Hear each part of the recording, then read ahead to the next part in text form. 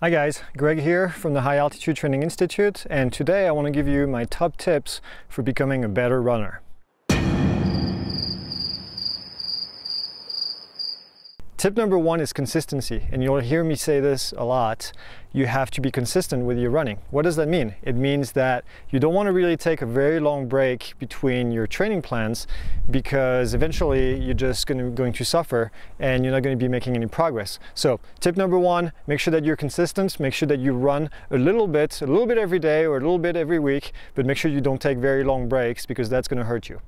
Tip number two is train at the right pace. And what do I mean by this? What I mean by this is take your easy runs easy and make sure that you run hard when you have a hard workout. Training at the right pace is extremely important, because if you train outside of the pace, whatever the focus is for that specific run, then you're really in what we call a no man's zone. You're going to be in the zone where you're not really getting any faster, you're just maybe hurting yourself. So make sure that you train at the right pace. I'll give you an example. When you go out for your easy run, you should be running easy. What does that mean?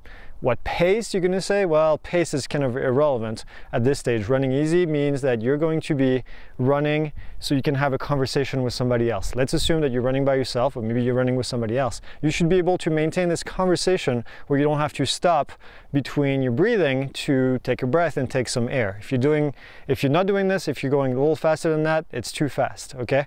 Your easy runs are very important, because your easy runs are going to be what helps you to recover so that you can go and hit the hard workouts. The hard workouts is where everything is at. This is where you're going to get faster. When you get to those hard workouts, consistency, like I said in number one, is also the key. You want to make sure that you have a pace and that you follow that pace almost to the dot. You want to make sure that you're hitting those paces very consistently, and make sure that you are not going any slower or any faster, because anything out of that range is not going to be working towards the goal that was set for you. So tip number two, make sure that you train at the right pace. Tip number three is to listen to your body. Do you have a workout today and you get to the track and you're not really feeling so good? Well, why don't you skip? Why don't you have an easy day instead and then go back the next day? If your body is telling you that you need to rest, then you need to rest. If your body is telling you that you're feeling good, then go for it by all means, but you have to listen to your body. I try to run at least 7 days a week. Sometimes it's only 6, but sometimes I get to that point where my body is saying, too much, you need a recovery.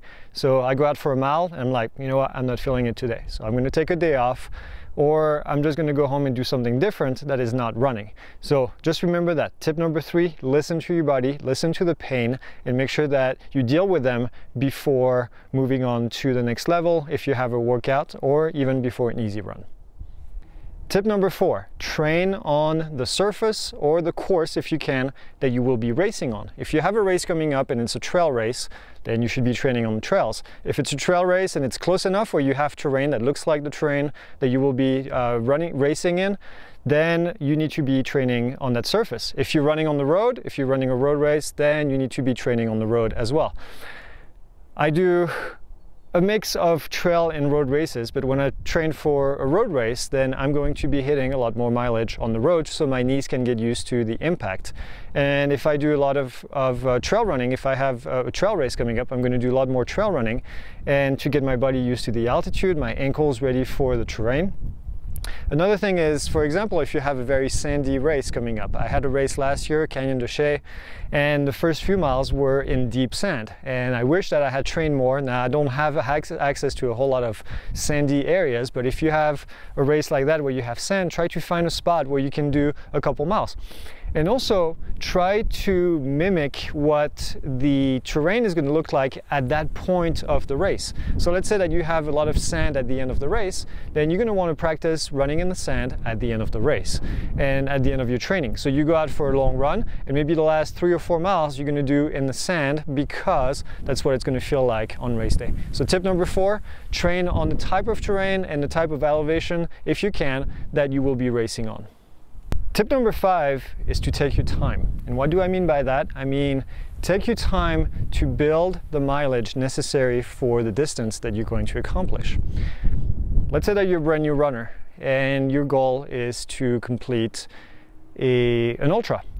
If you want to get to an ultra and you're a brand new runner, you've never run before, you're going to want to build up this mileage before you get to the race. Now, you want to give yourself enough time. Getting to that kind of distance doesn't happen overnight.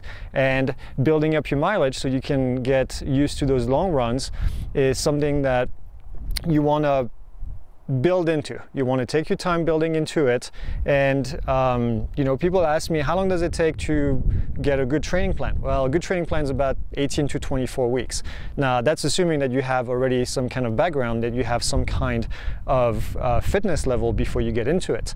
If you don't, then it's going to be longer than that. And maybe we're going to build up to an intermediate race of a shorter distance or intermediate event. It doesn't have to be a race, just so you can get to that point before you get to the next level. Obviously, again, it doesn't happen overnight, and you want to give your body some time to build up to that mileage. So tip number 5, take your time, build up the mileage one step at a time so you can run for the long run, what I call for the long run, if you want to be a runner for the rest of your life. Tip number 6 is going to sound funny, but if your goal is to run faster, at one point during your training, you have to run faster. I tell people, and they laugh because I make it sound like a joke, if you want to run faster, you have to run faster at one point during your training, okay?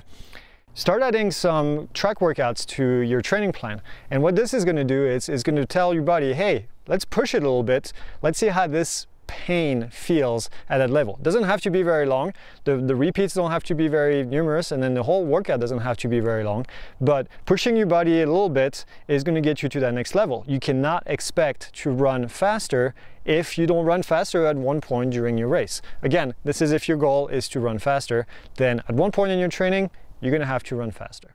Tip number 7 is something that you've probably heard before in your life, which is quality over quantity.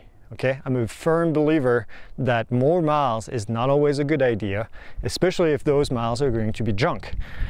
Quality workouts several times a week, a long run, a speed workout, a threshold workout, whatever it is that you want to do that works for you, over just doing a ton of miles because you decided you wanted to do a ton of miles. I hear people say this magic number of 100 miles a week or 50 miles a week or 60 miles a week. It doesn't really mean much of anything unless you're going to be doing some quality work. Yes, it is important. It is important that you do some mileage every week. You can't just complete a race without doing the proper work. But be careful to just not chase a number, but rather chase some kind of quality workout as opposed to just saying, I'm going to do 100 miles this week. Going along with tip number 7 is tip number 8, which is a tip of how you can actually build up more mileage. Now, maybe you're running 4 times a week only because that's all the time that you have for. Then maybe you can add another run in the morning and a run in the afternoon. Let's say that on that day you have a pretty long, easy run. Let's say you have to do 8 miles and you don't have the time to do all 8 miles at once. Why don't you do 4 miles in the morning, 4 miles in the afternoon? Split it in 2 different ways. It's not going to hurt you. The only time that you don't want to do that is if you're actually going to do a long run. Your long run, dedicated long run, has to be done for that specific distance on that specific day because you want to get your body used to running for a longer distance. I know when I try to increase my mileage, I'm trying to do it first off as an increment. And number 2, I do it by usually adding another run during the day. I go run early in the morning for 4 miles and then I go run again in the afternoon for another 4 miles. So instead of then going from 6 miles to 8 miles, I go from 6 miles to 2 times 4 miles. And if you're really looking for more mileage, that's all you have to do. Another tip to increase your mileage pretty easily is just to add 1 mile every day from one week to the next. Add 1 mile to your run every single time so it's not a massive addition of mileage. Another thing that you can do, obviously, is add another day of running. If you're only running 4 days, maybe add a 5th day and then your mileage is going to increase. Now, you want to be careful. Adding too much mileage all at once is not a great thing. So you want to do no more than 1 mile for the number of days that you're running every week. Let's say that you're running 4 days a week, then from one week to the next, you don't want to increase more than 4 miles. Just a rule of thumb, okay? If you're running 5 days a week, then you can increase by 5 miles from one week to the next. And also remember, once in a while to take a week off, a week with less mileage. When I build my training plans, I build 3 weeks going up and 1 week of mileage lowered, and then we go up again for 3 weeks, down for 1 week, 3 weeks, 1 week. weeks. So it gives your body every 3 weeks a little bit of chance to rest and recover before moving on to the next week. Tip number 9 is not related to everyone because it's related to racing, but I assume that a lot of you are racing, is make sure that you have a plan. Make sure that you know what's going to happen on race day.